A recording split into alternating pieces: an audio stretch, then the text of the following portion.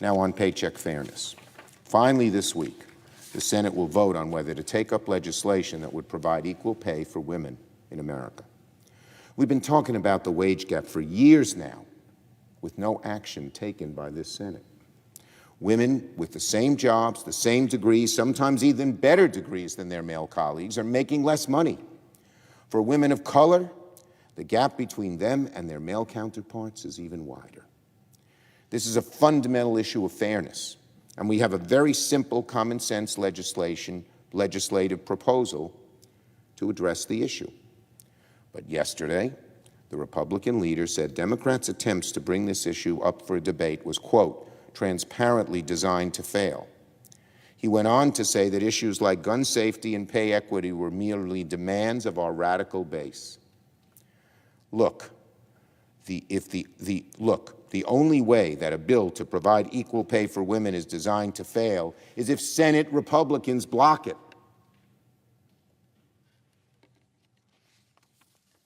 And if the Republican leader, quote, wants to talk about radical positions, I'd say that opposing legislation to provide equal pay for women supported by a solid majority of voters is a radical position. Does he believe that? You know what's radical? Opposing legislation to expand background checks to prevent felons and mentally ill from getting a gun. More than 90% of Americans support that policy. But Republicans have in the past opposed it. That's truly a radical position.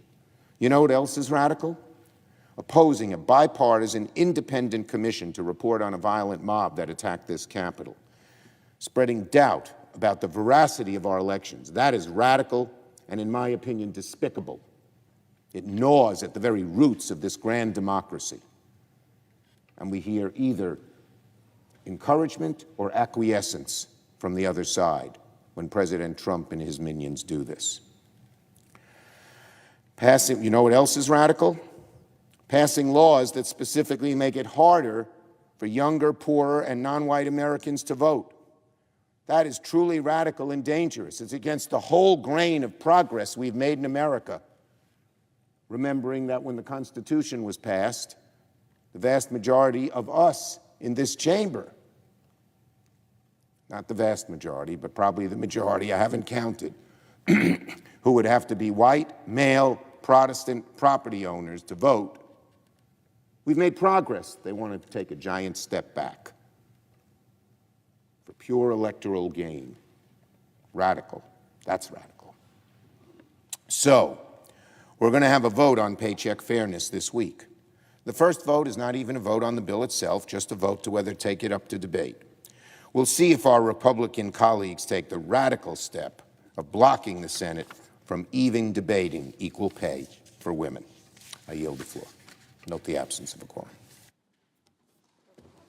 Clerk will call the roll. Ms. Baldwin.